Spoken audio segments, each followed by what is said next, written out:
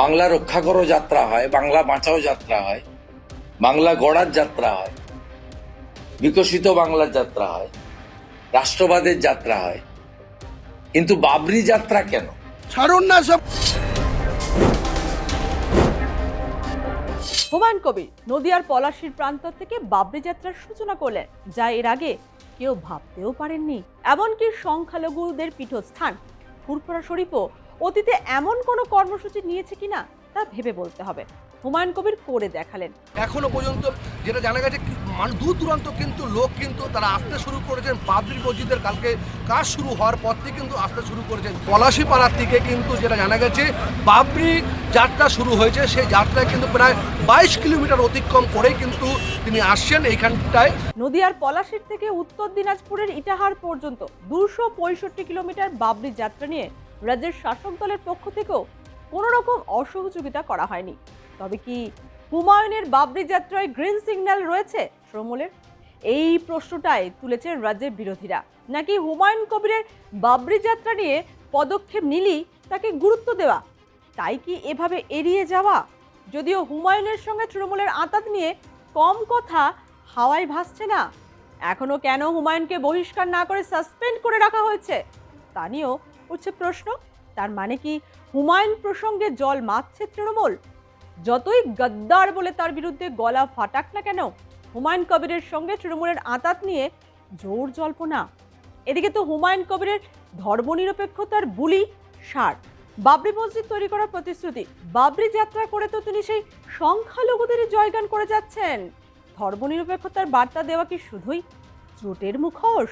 বাবরি মসজিদ আধুনিক মডেলের, কারণ 1528 সালে যখন এই বাবরি মসজিদ হয়েছিল তখন যে সমস্ত মেটেরিয়ালস দিয়ে হয়েছিল সেটার থেকে 100 গুণ উন্নত মেটেরিয়ালস দিয়ে এই বাবরি মসজিদ তৈরি হবে।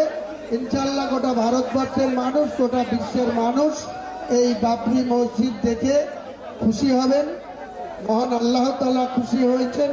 আগামী দিনে মহান আল্লাহ তাআলাকে আরো খুশি রাখার জন্য আমরা মুসলিম ধর্মাবলম্বী মানুষ নিশ্চয়ই এই বাবরি মসজিদে নতুন করে আবার 1986 সালে যে বাবরি মসজিদে নামাজ পড়া বন্ধ হয়েছিল, এটা আগামী 2 বছরের মধ্যে যখন বাবরি মসজিদ কমপ্লিট হবে, এখানে লাখো লাখো লোকের উপস্থিতিতে আর বাবরি মসজিদে নতুন করে এখন অস্থায়ী জুম্মা হচ্ছে, অস্থায়ী 5 ওয়াক্ত নামাজ হচ্ছে।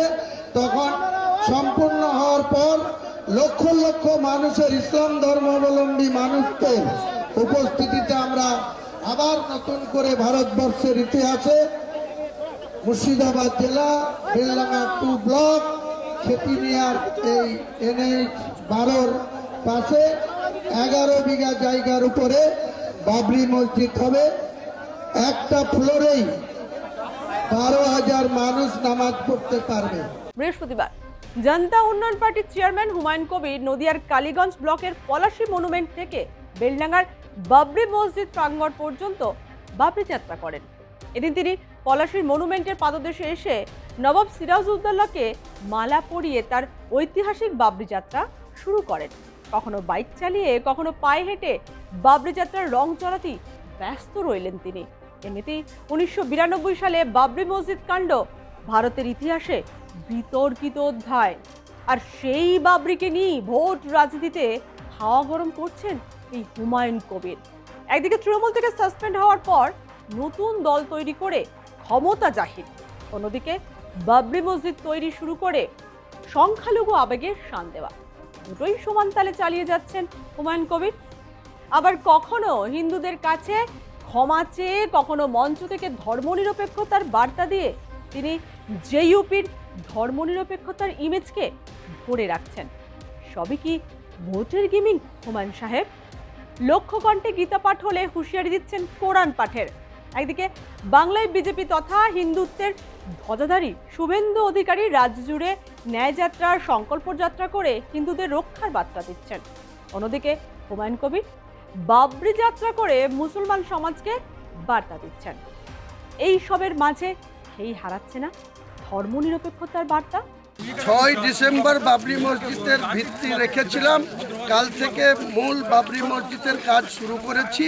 সেটা ভারতবর্ষের মানুষকে জানান দেওয়ার জন্য, বা নদিয়া, মুর্শিদাবাদ, মালদা, উত্তর দিনাজপুর, দক্ষিণ দিনাজপুর, বীরভূম, উত্তর 24 পরগনা, দক্ষিণ 24 পরগনা, হাওড়া, হুগলি, সমস্ত মুসলমান যারা বসবাস করে তাদের বাবরি মসজিদটা ভেঙে ফেলার জন্য তাদের দিলের ভিতরে, তাদের মনের ভিতরে একটা আঘাত ছিল।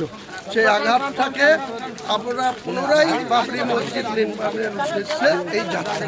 এটা নিয়ে কোনো পলিটিক্যাল গেম তোলার দরকার নেই। পলিটিক্স যখন ইলেকশন আসবে, ডিক্লেয়ার হবে, আমরা পলিটিক্যালি এই সরকারকে পরাজিত করার জন্য যা যা করার দরকার আমরা করব। সম্প্রতি কয়েকদিন আগেই নতুন করে বাবরি মসজিদ নিয়ে সুর চড়িয়েছেন উত্তরপ্রদেশের মুখ্যমন্ত্রী যোগী আদিত্যনাথ।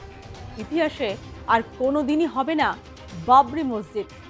কিন্তু তৃণমূল থেকে সাসপেন্ড হওয়ার পর নতুন দল তৈরি ও বাবরি মসজিদ তৈরি নিয়ে ঝড় তুলেছেন হুমায়ুন কবির। বিরোধীদের কথায় হুমায়ুন কবিরের এই উদ্যোগ সম্পূর্ণ আইওয়াশ। তাহলে প্রশ্ন উঠছে, রাজনৈতিক রণকৌশলের আরেক নাম কি এই বাবরি মসজিদ তৈরি? তৃণমূল থেকে সাসপেন্ড হওয়ার পর কেন বাবরি মসজিদ তৈরির হিড়িক? আর বাবরি যাত্রা করে কি বার্তা হুমায়ুন কবির দিতে চাইছেন? যদিও তার এই কর্মকাণ্ড নিয়ে বিরূপ প্রতিক্রিয়াও রয়েছে মুসলমান সম্প্রদায়ের মানুষদের কাছে। অনেকেই ধর্মীয় আবেগকে রাজনীতির নাম দেওয়া মেনে নিতে পারছেন না। এখানে ভাগাভাগি হলে হুমায়ুন কবিরকে কেউ ভোট দেবে না। কেন ভোট দেবে না? তারা তো না, সংখ্যালঘুর জন্য না, এখানে তো দল বিরোধী হয়ে যাচ্ছে না। এই যে মমতাও তো সংখ্যালঘুর বিরোধী নয়, মমতাও ঠিক আছে, কিন্তু এখানে হুমায়ুন কবির যেটা করছে সংখ্যালঘুর বিরোধীরা করছে। একটা ধর্মীয় ইস্যু নিয়ে এই যে রাজনীতি প্ল্যাটফর্ম যে ও তৈরি করলো ধর্মীয় ইস্যু নিয়ে, কেন বারংবার এর আগে বিজেপিতে গেছিল, তারপরে ফিরে আসলো, ফের তৃণমূল করলো, আবার ফিরে গেছে। এই সংখ্যালঘু মানুষদের অনেক মানুষ বুঝতে পারছে না যে হুমায়ুন কবির অ্যাকচুয়ালি কী করতে চাইছে। একটা ধর্মীয় ব্যাপার নিয়ে রাজনীতির প্ল্যাটফর্ম তৈরি করা ঠিক না। বাবরি যাত্রার কারণ হিসেবে হুমায়ুন কবিরের দাবি, বাবরি মসজিদ তৈরি নিয়ে যে অপপ্রচার চলছে তা বন্ধ করতে তার এই বাবরি যাত্রা। আবার অনেকেই বলছেন বাবরি যাত্রা দিয়ে তিনি ভোট বাংলায় দক্ষিণ থেকে উত্তরকে জুড়তে চাইছেন। এখন দেখার এই বাবরি যাত্রা, বাবরি মসজিদ তৈরি হুমায়ুন কবিরের নয়া রাজনৈতিক ইনিংসে কতটা হাওয়া দেয়।